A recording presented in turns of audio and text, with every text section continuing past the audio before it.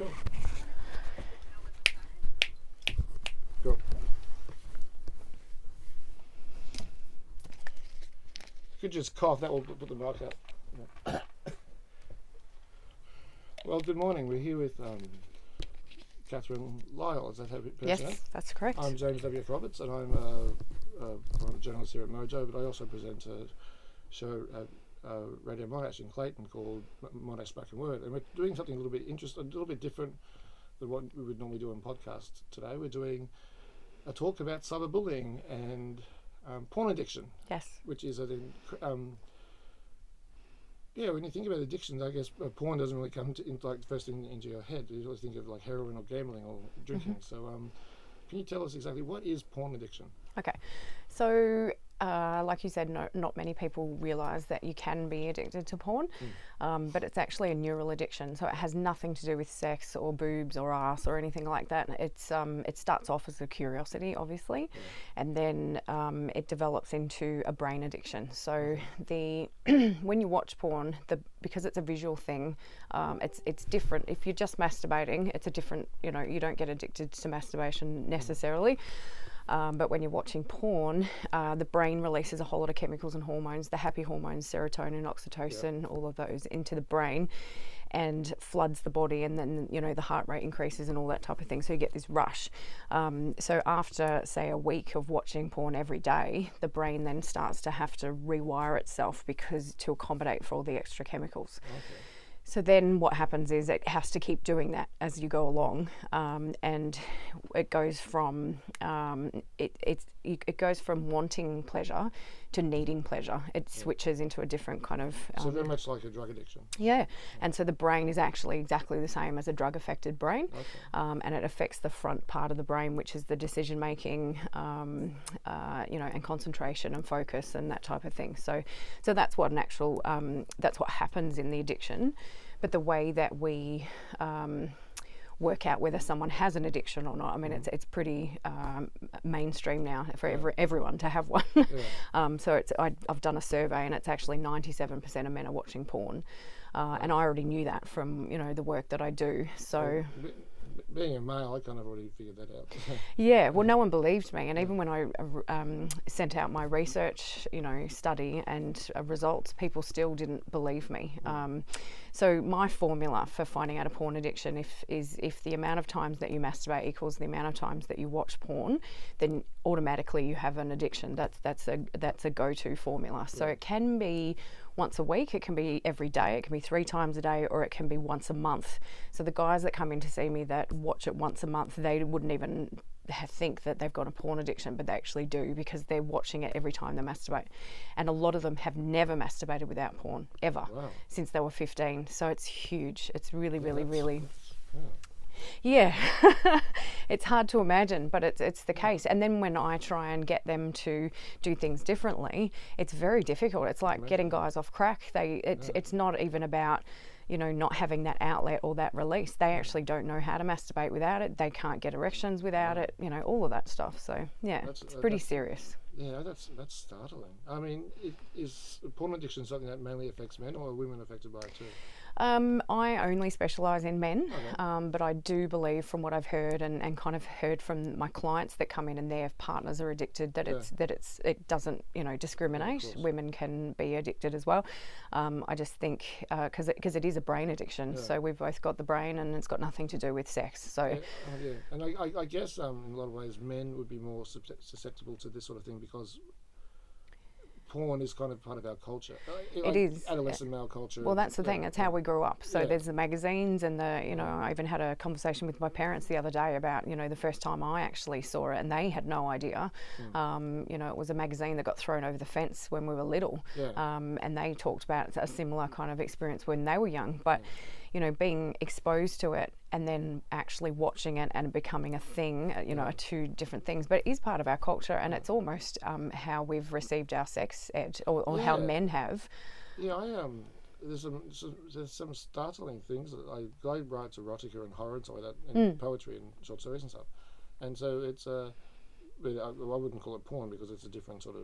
No, it's not. It's not visual. Yeah, and also it's all emotions and feelings and stuff. But I've noticed how just when I've done gigs and people have come up to me and spoken to me and stuff, that how much they've been watching, how much ingrained, like even hardcore pornography is in young people is quite scary. How ingrained that is. So I don't come from a place of what it does to women. I'm starting to though, because I have to. Oh, yeah, of course. But in terms of what it does to your relationship, I can't stand on a soapbox and talk about the moral side of porn, because then men wouldn't come to see me, and I think we're too far gone from that. I think that's not the problem anymore. It used to be that porn was causing violence and all of that stuff. And I know a lot of people that go into schools and teach the very, basic level of what it's doing to people and how they're treating people, and that it's not real, and we're so far past that it's not real. I mean, it's not funny. Even the images, the body image that people have. I've had many female friends who've told me that their boyfriends wanted them to get boob jobs because so they look more like a porn star. I'm just thinking, and I keep saying, why are you still with this guy? So that's kind of why I started doing what I'm doing, because I dated someone who I now name the porn angel, and I'm sure he's not too happy about it, but he's in my ebook. But we have had a discussion about it since I was dating him. He was doing a very similar thing. So not only did he have performance issues in the bedroom because of it, but as soon as the clothes came off, it was really obvious that he was a porn addict. He just completely disconnected. I went from like being madly in love with this amazing connection over breakfast and dinner and whatever, and the clothes came off, and I'm like, where did you go?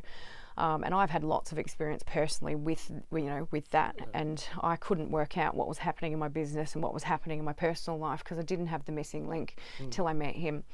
And he would touch himself a lot during sex because he was trying to maintain erections, but he was also trying to, he was what we call orgasm mentality. So it was always about him and getting there. Which is what porn basically is, because it's through the male gaze. It's that quick fix. It's that quick, sexual gratification. And he wouldn't even touch me, and I used to have to grab his hand and put it on my bum and say, I'm naked here. Like, what are we doing? I've heard guys, because guys talk usually foolishly about they're saying, I was with this woman, she looked completely different to what I expected. And then, well, compared to what? Compared to what? I mean, what would you expect? You've seen her in a bikini on the beach. I mean, what do you expect? Do you think she to look like? Well, this guy would send. Guy would send me messages, and pictures of like a big boob blonde bimbo with a really hot pink short dress and high heels, and he'd say you should wear this dress, you'd look amazing in this dress, or you should do your hair a certain way, or he'd send me pictures of lingerie or high heels, and and it was never about we should try this together, or it wasn't a sexual thing. It had nothing to do with that. It was like, I'm not happy with the way you look. I want you to look this way. And I would say to him, that's making me feel really inadequate here, and I'm a confident, sexy goddess.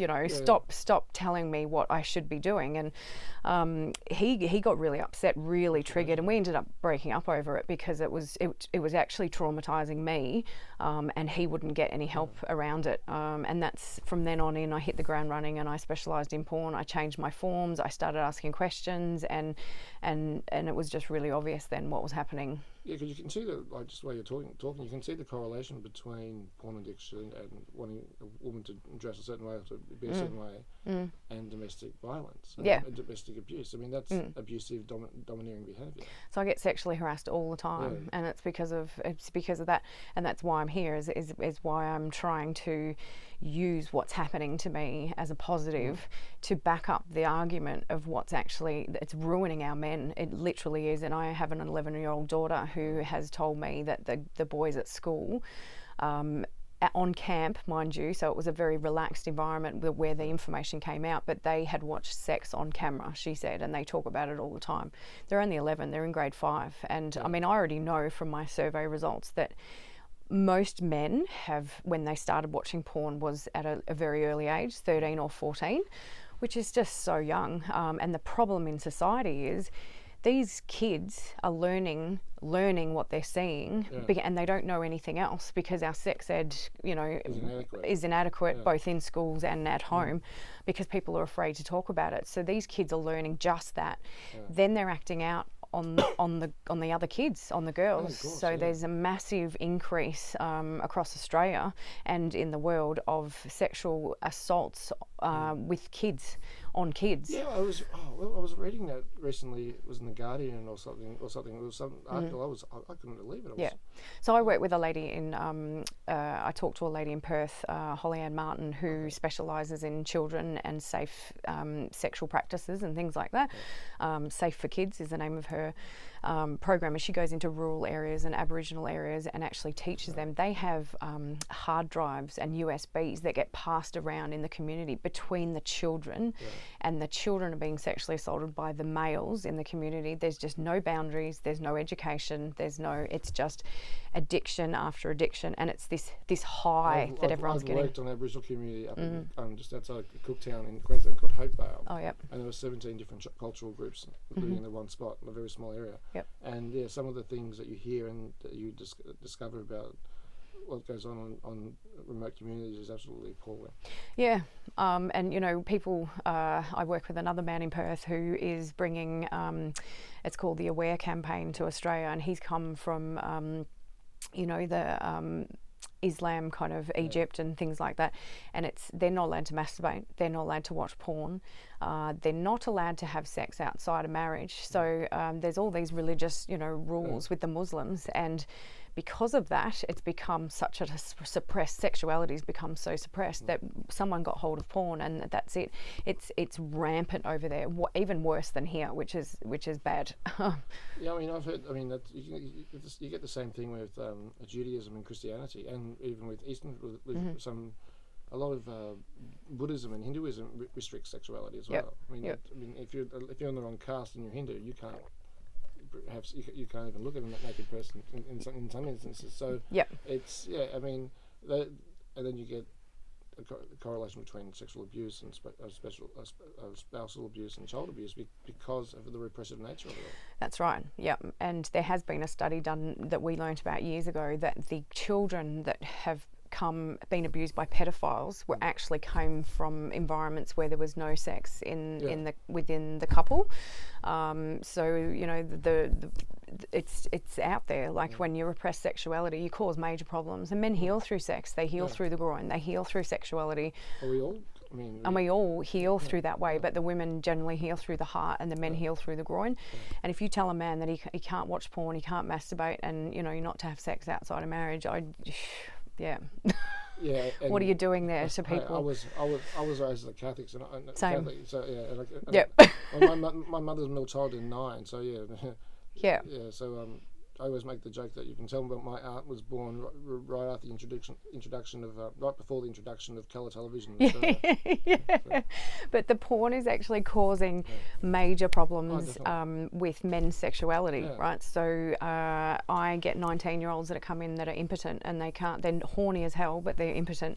They can't. Masturbating too much. Yeah, so they're overstimulating themselves and they're desensitizing themselves, and because it's a brain addiction, what's happening there is they need their fix, say every day or 3 times a day, or when they're bored, they can't actually sit alone in a room without doing something about it. So when they're doing that, they're desensitizing their body. So their brain is saying, "Come on, penis, let's go," and it's got nothing to do with sexual energy, which is actually the core energy that runs up your spine, which some people, we call it Kundalini. And I've been talking about that earlier. I've heard Kundalini. Not to go too deep or personal, but it's the spine is where a male, from what I understand, it pretty much ejaculates from. Yeah. So and so if a woman, if someone you're with chokes you, it makes the spine enjoy it, basically. Right. Yeah. I'm trying to say this very nicely. Nicely, yeah. But basically, because it's not actually about the penis or anything, it's about the spine. Yeah. And it's about if you constrict the spine, that you enjoy it more. That's where you get a lot of things from. So men can have multiple orgasms, and they can have them, without you even touching their penis. So, and so can women. And that's the energy work that we're doing. And the Kundalini runs up your spine. It's called your core energy, your Kundalini energy, your life force energy, chi. Chinese medicine, they talk about chi. So it's all one and the same. It's Kundalini because it's Hindu, I believe, is it? Sanskrit. Yes. Yeah. That's where you get things like the Kama Sutra and and sexual energy as a way of reaching nirvana. Yeah, so you actually use your sexual energy in other areas of your life. So if you stop masturbating, so porn drains all of that. Masturbation does, yes, because you lose it when you ejaculate, you lose chi. So it does drain your life force energy. But when you watch porn, and because of the brain addiction, it's like being on drugs. It's literally draining your life force energy. And this is why these guys have no energy. They have no erections. They have premature ejaculation because there's an imbalance in their sexual chakra and in their sexuality. And I treat a lot of men that have been abused as children sexually, and they tend to be more sexually active or think that they have this massive sex drive. They're cheating, they're going to, rub and tugs, they're watching a hell of a lot of porn, and they're constantly looking to be touched and to be, and that's what happens when people get sexually abused as children. The imbalance there starts to throw them out the other way. And, women become prostitutes, for example, that a lot of them, strippers, so we're balancing that out. And because we're giving them the gift of sexual energy, which is an awakening that actually happens. I mean, everyone's got it within their body, but we do this awakening process. And when we do that, you take away the focus of the penis stuff. So the abuse was on the penis is identified with the abuser, and so when you take away that and you give them this new sexuality and they learn to have orgasms without even going near their penis, it's life changing, and I see it on my table all the time. It's amazing. I've heard people, friends of mine, having a drink before. I've heard some very interesting stories about that sort of thing. I'm just trying to say how I can say that without saying too much. But I mean, I've heard of men with their ears, for example. Ears are quite sensitive, and if you can actually, it's quite. I had a man that had an orgasm while he was on the table when I was massaging his arm, and this is someone who's never done any of this work before, and I was like, look at that power. That's impressive. That was I chalked that up to a good experience. So so we need to talk about what not what you do, but exactly what's been happening in the last few weeks with what you do, because obviously saying people that porn is like damaging your sexuality and damaging your manhood, because it is. It's clearly it is. Without being an expert, most people can tell that watching porn is not good for you. And because it's not real. I can understand why that would piss a lot of people off, especially a lot of men. And so what has been happening to you? Okay, so the last few weeks in particular, it has been going on for probably 6 months since I released my ebook on porn addiction. So what your mates don't tell you about porn and why your dick doesn't work anymore. Pushed a few. Catchy title. So triggered a few people, and I sent that out to hundreds and hundreds of people for free.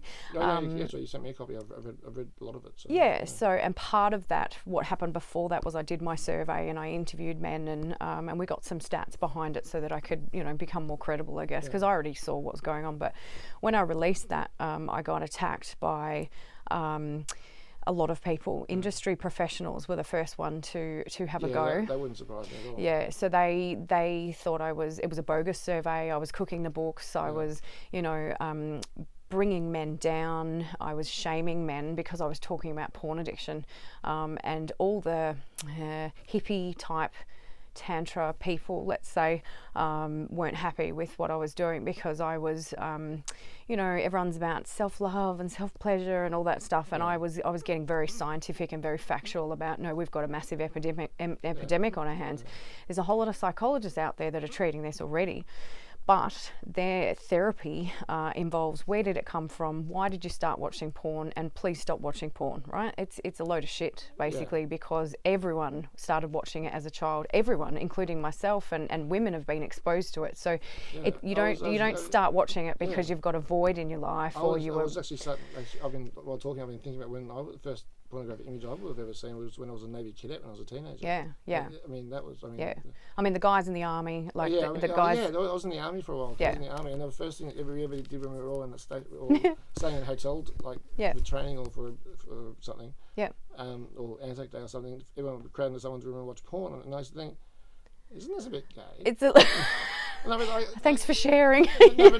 No, it was. It's a weird. It's a culture. It's a strange culture. I've never understood. I mean, footy trips and things like that. I've never understood that really. alpha homophobic sort of guy. Communal. Communal Wanking. Yeah. It's like, what? Yeah.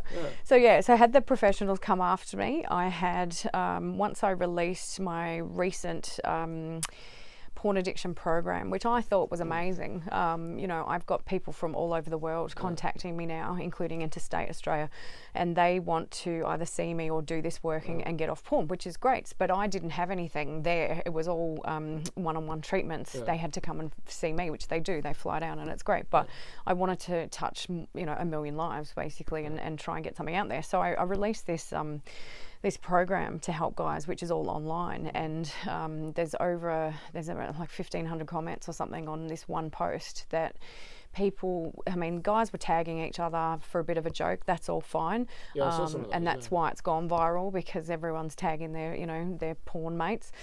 But they started to turn on me, and I've been sexually assaulted in person. I've been sexually harassed daily. The comments that they're using are, they're calling me names and personal attacks on me.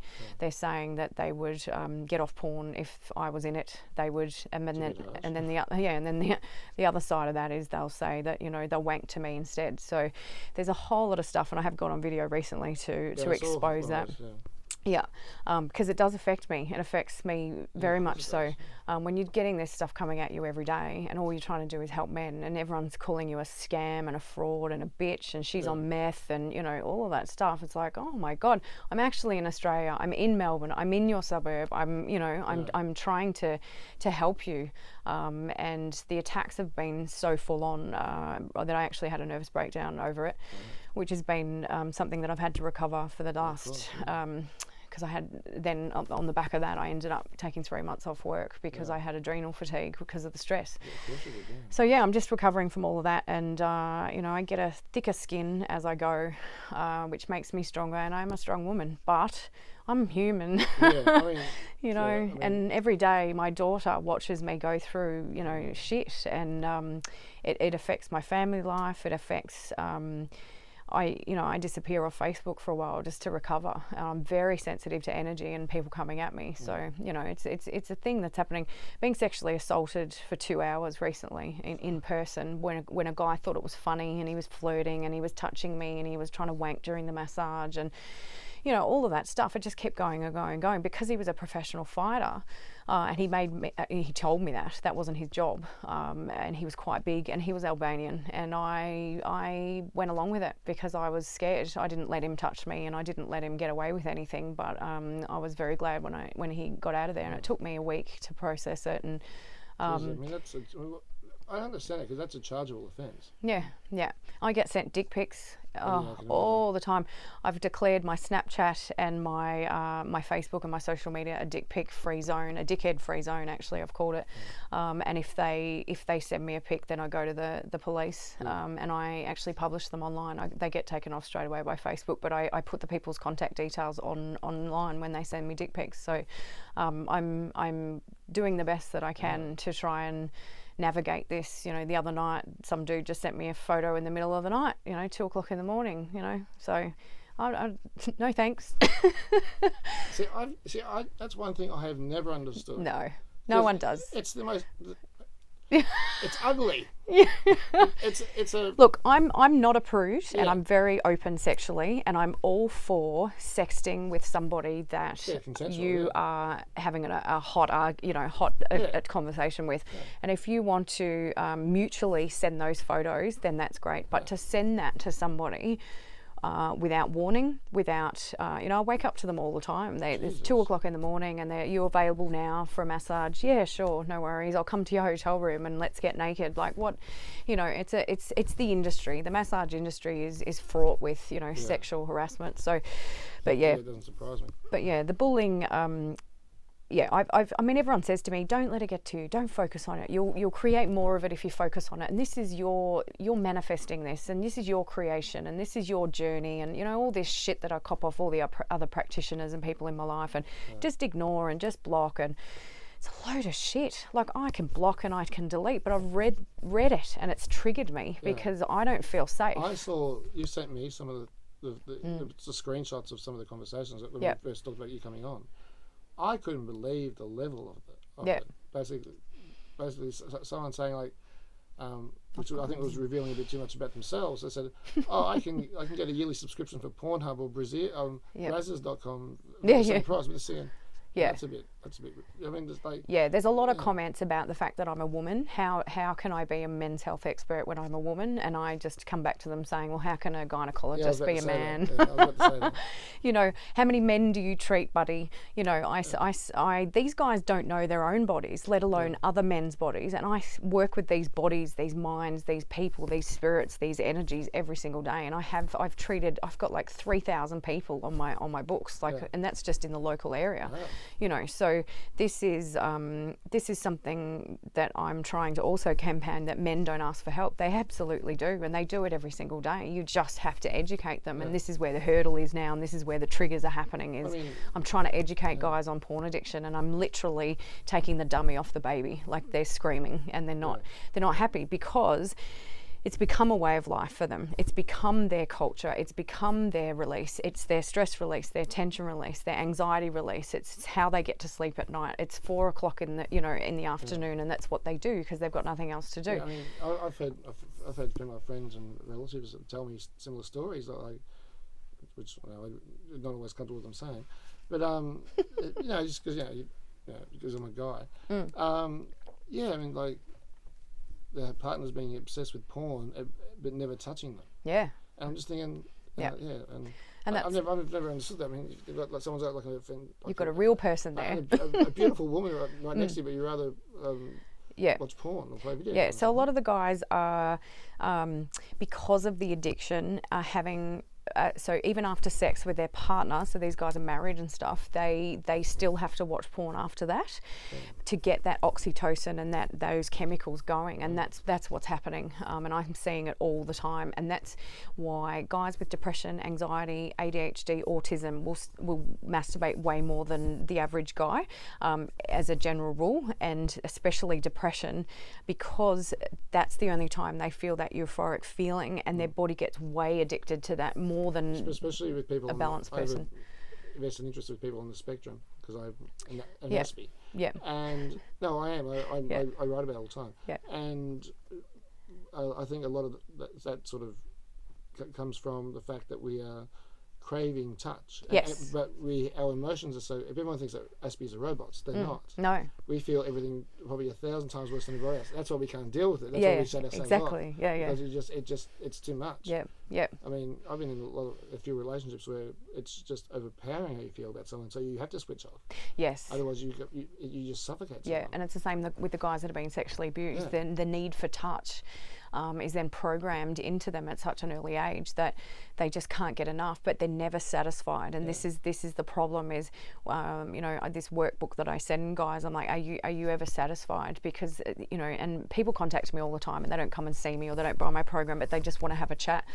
And the first thing I say to them is, how often are you watching porn? How often are you masturbating? And then straight away I know what's happening.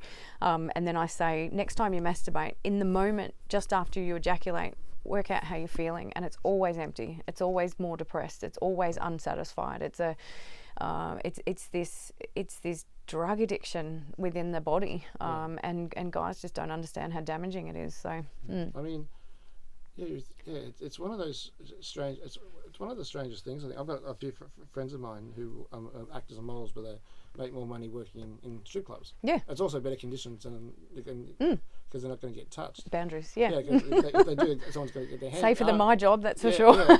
I've got friends who are models, and just horror stories they've told me over the years. You can imagine, especially when you're doing any sort of glamour or anything a bit raunchy or anything like that. It's just deplorable, but.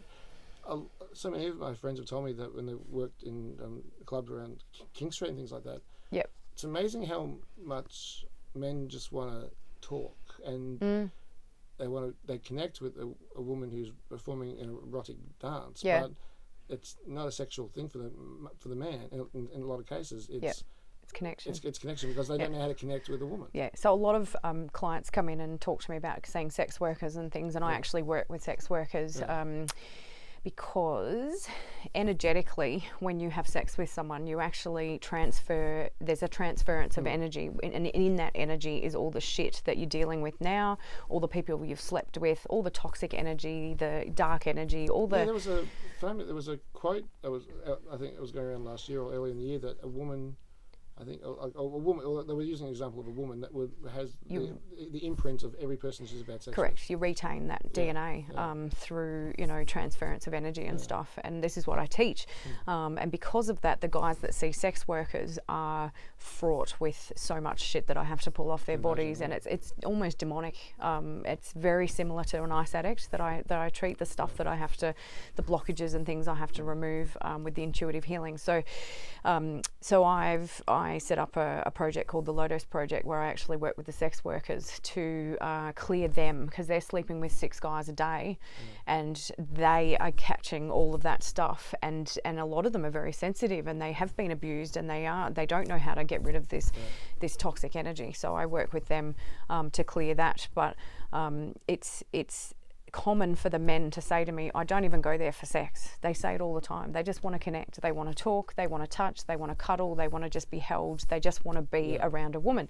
And this goes back to my thing about how men heal through the groin. It's actually because they can't heal on themselves through the groin. You can't, it doesn't matter how much you masturbate, you're not going to heal yourself, right? There is such a thing as conscious masturbating, which is what I teach, but... I've read a thing about that in... when I was reading some Aldous Huxley, the philosopher and metaphysician. He writes a lot about that sort of thing in the 60s. Yeah. And a lot of his stuff was on the doors of perception. That was about LSD and masturbation and spiritual journeys and things. Beautiful, yeah. So when you do that, you actually, work with the energy in your body, and you work with the breathing, and a lot of these guys can't even get erect without porn. And they say to me when I give them masturbation homework, and they say to me, it didn't work. And I'm like, what do you mean it didn't work? And they're like, it didn't work. And I'm like, your penis or the homework? And they're like, I can't. And they can't even say it out loud. They cannot get erect without porn. When they're having sex, a little bit different, because there's that lead up and that charge. But I find that the guys... fooling around and all that sort of stuff. So the guys that are single, let's say, and they're going on dates, there's that kind of... the adrenaline rush, the build up, the sexual energy there of like, is it going to happen? Am I going to kiss her? Are we going to do it? Kind of thing. There's that rush, but once that rush has died off, they lose their erections, because the brain's like, well, where's the porn? There's an actual human being there, and they can't connect. So when I get guys to masturbate, they learn how to connect with themselves. And if you're not masturbating and you're not able to masturbate without porn, you've got bigger problems than that's in life. I can ask anyone, how often do you masturbate, and it tells me everything about them as a person. So someone who's not doing it at all, hardly ever or never, has some stuff going on, emotional stuff, self-worth stuff, because it's about self-worth, self-care, self-love, self-pleasure. So it's really, really important that people are doing that.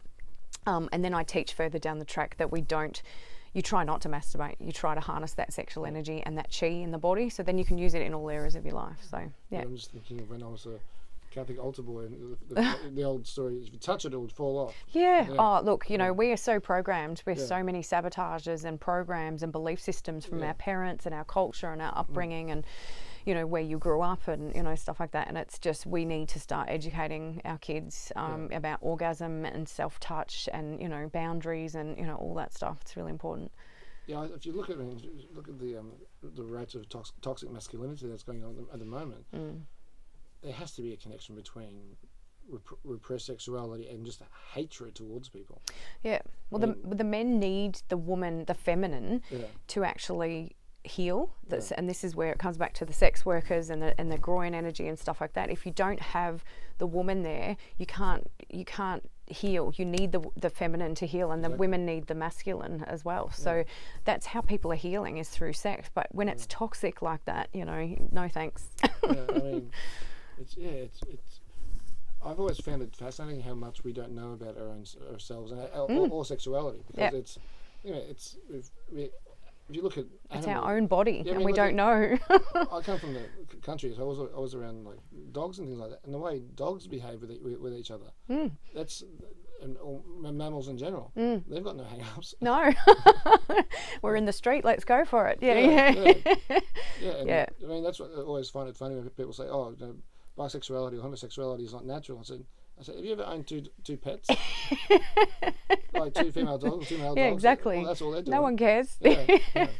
Yeah. Half the time it's even their own gene pool as well. So Yeah, they're brothers and sisters. yeah, like because farm dogs and stuff like that, are always they're always going at it. It's insane. Yeah.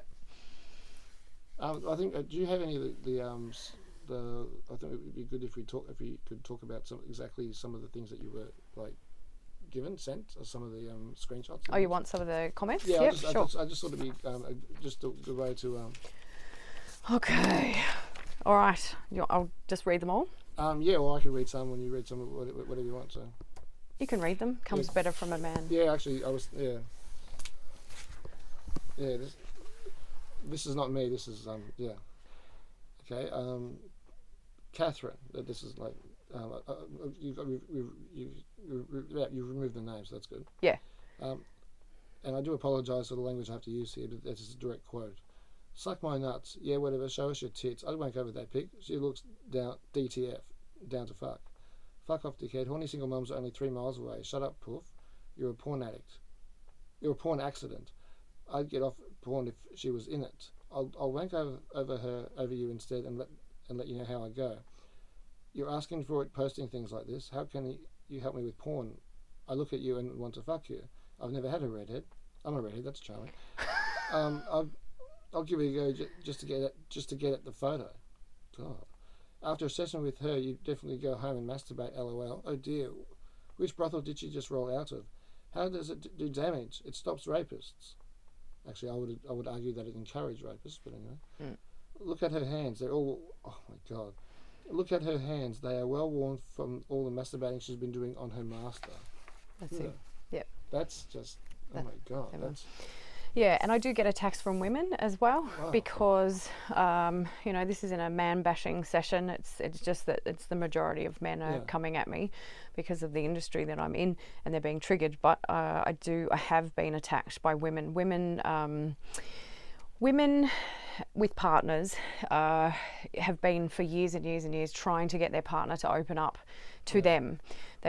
Women know it all. Women know why their partners are sad or depressed or they need to open up, or, they're very good at the emotional side of things, and the men are quite blocked, for example. I've always thought the best therapists I've ever seen have always been female therapists because they have a natural intuition. Yeah, well, a lot of men like to go to women and because of that reason. So, but when they, for their, 20-year marriage, they've been trying to get their partner to open up and say some stuff and pour out their heart, and they never do, and then they come and see me, and in one session they do all of that, and then they see a change in them, and they get really, really jealous of me. I mean, that's why I'm here, and the fact that I'm attractive apparently is something that people don't like me to be, and I've had women attack me online saying, well, because I've put some stuff up online saying, do you think it's appropriate for someone when they're booking in to mention that I'm attractive and that I'm hot or anything like that? And I put a debate up on Facebook, and women attacked me saying, well, stop wearing makeup, put your hair up in a bun, and stop whinging about,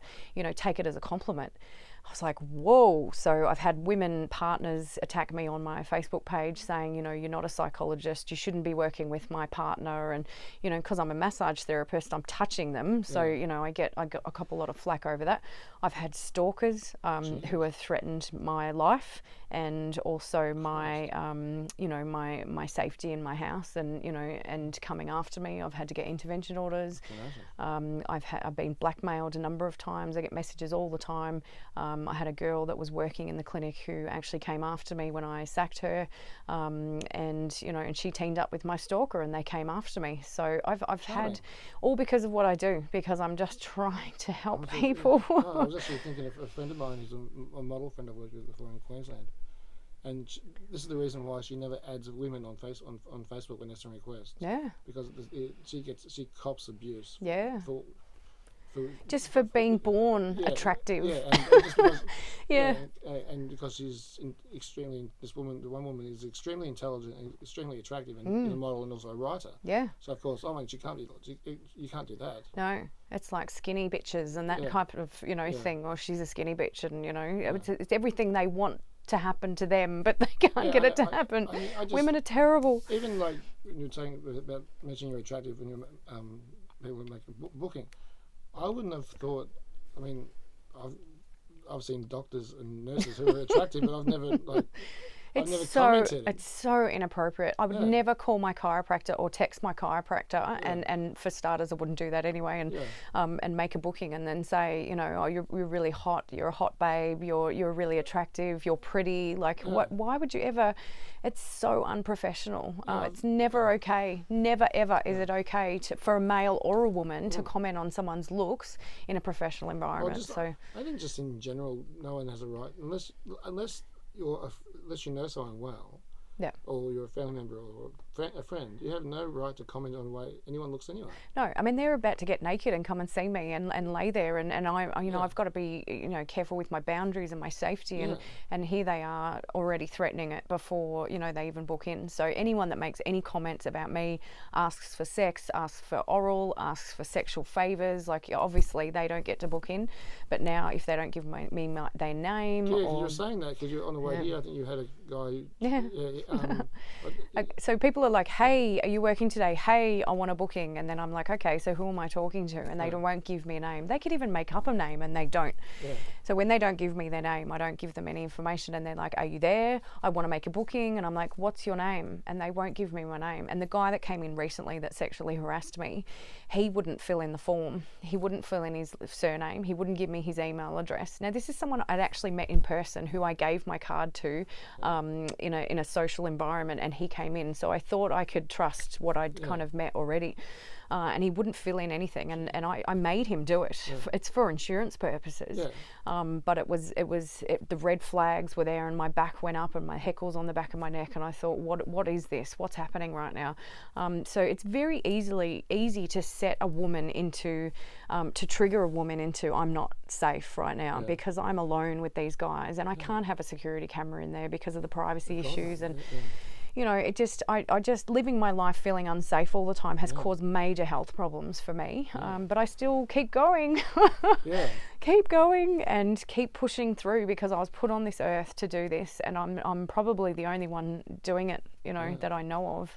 Because I've heard of Kundalini, but I've heard it in like a lot more less therapeutic way. Let's say it sounds almost like prostitution the way I've seen it advertised on things, just like so Tantra has a really bad name. It'd be like, the way it's described is like getting back in touch with your chi and your earth mother and goddess spirit and mutual touching and stuff like that. I'm just thinking no, Tantra has a really bad name, and there's a lot of wounded bulls, I call them, in the tantric field, just like there's a lot of sexual wounding out there. In everyone I meet, including myself, has had their own sexual journey.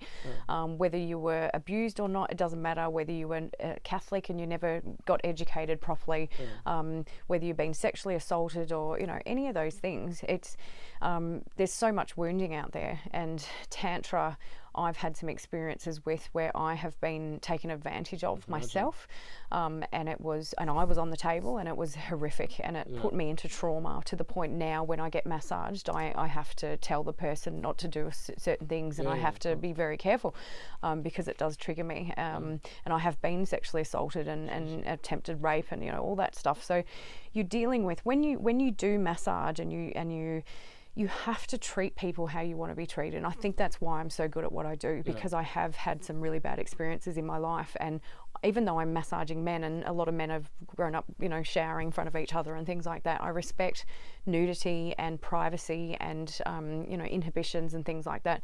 Whereas a lot of the tantric stuff is look, tantric sex is a whole other thing. So tantric couples doing stuff, whatever they want to do with their goddess and learning techniques and things like that. But people need to understand this is tantric healing, and it's a different kind of thing, and there's no mutual touch, and you know, and that's I guess where the problems come in with the sexual harassment. Like another lady said, "Oh, you're a tantric healer. You know, it's your own fault. You're asking for it." And I was like, "Whoa!" Yes, I've never understood, because I've heard women say that to other women a lot. The way, and it's bad. Women slut shame other women just as much, sometimes if not more than men do. They do. And I'm just thinking, how the hell can you do that? You're a woman. Yeah. No, I get it all the time. You get people coming on my page, and it's very much like, I guess, the sex worker industry. Yeah. You know, well, she got killed. Oh, well, she was a sex worker.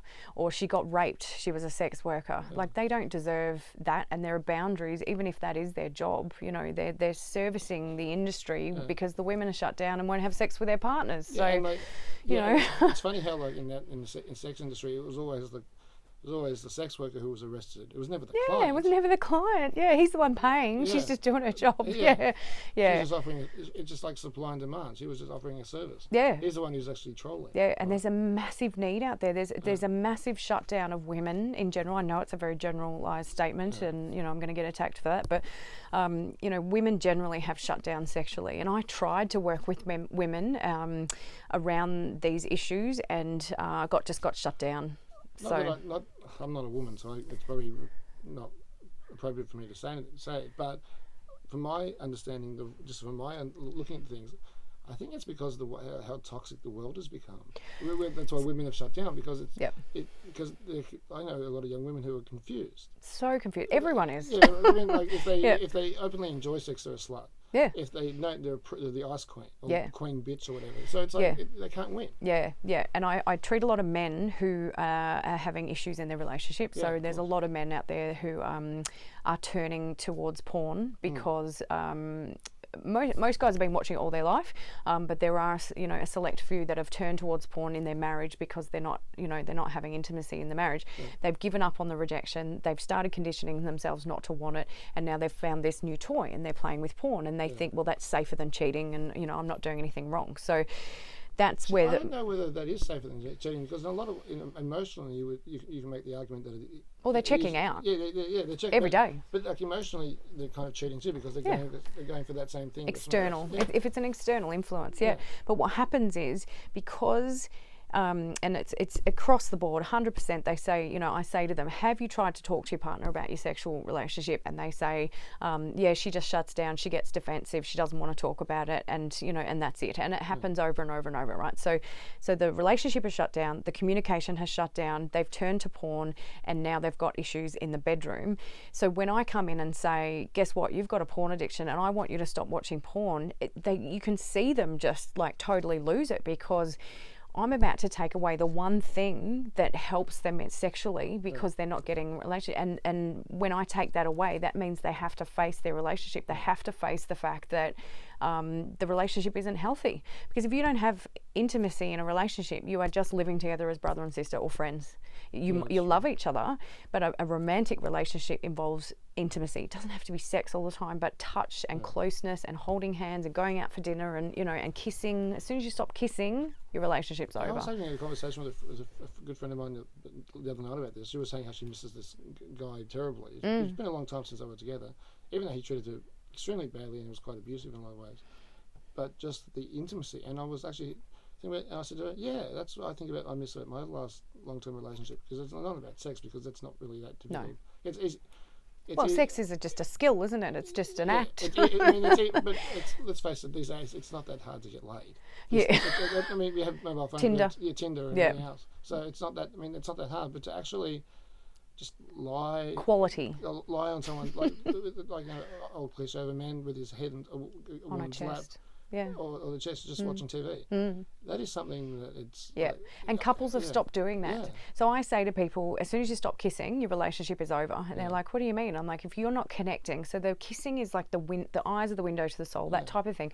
The kissing is the window to the energy, the sexual energy through the spine and stuff. If you're not kissing and you're just having sex, what are you doing? Like when you connect, your energy transfers through the kissing, down her spine, through the genitals, up your spine. That's the circuit that happens in the transference of energy.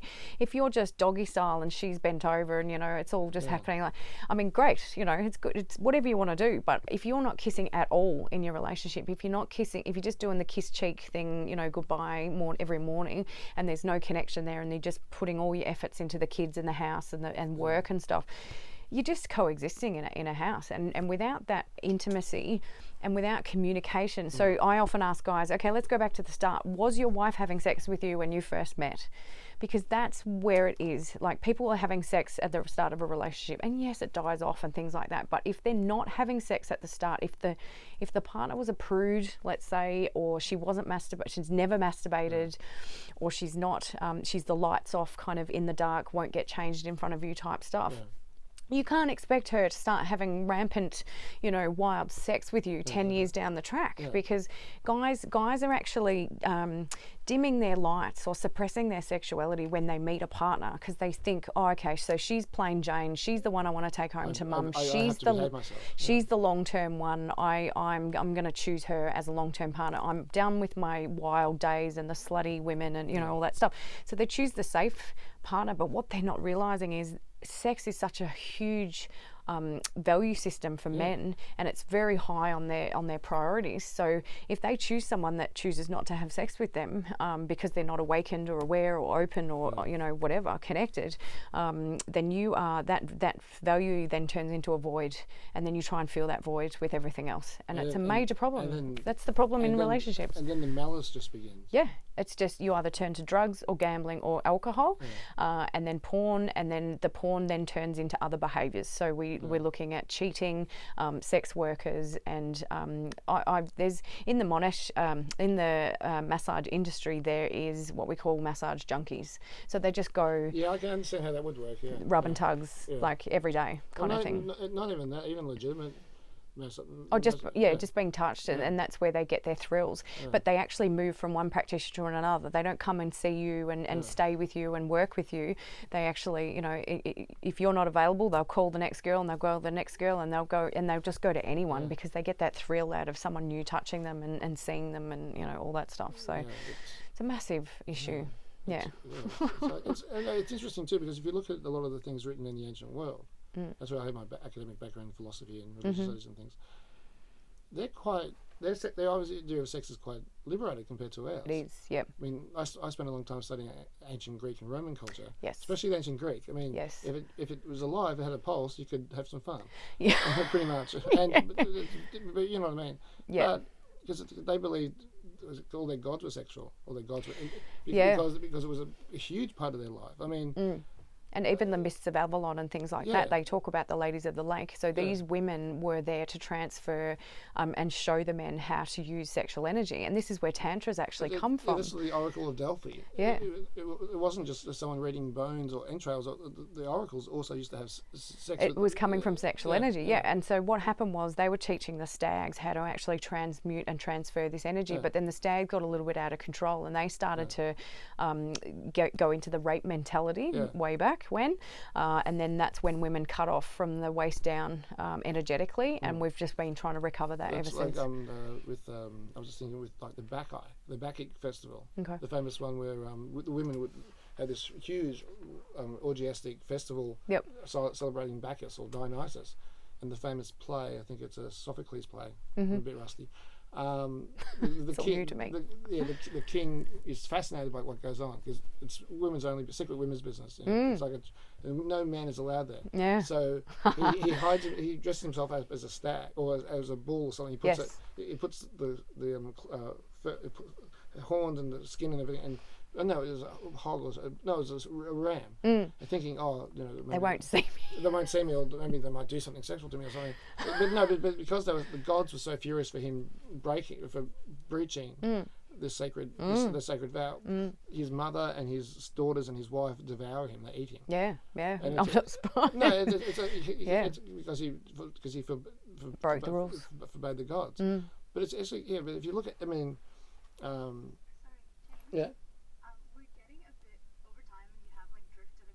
Okay, cool. It's like 55 minutes long. Okay, yeah, cool. Yep, cool. Okay, cool. That's right. Sorry, that's right. We should probably wrap it up. Sorry. Yep, sure. But I was actually thinking that myself. Cool. Yeah.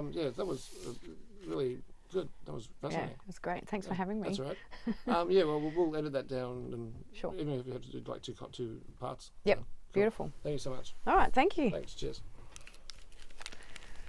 Oh. Sorry. We just got carried away. It was interesting. Yeah. Could talk about it forever. Yeah, well, I'm fascinated by it. Oh, you know. now it feels weird without the.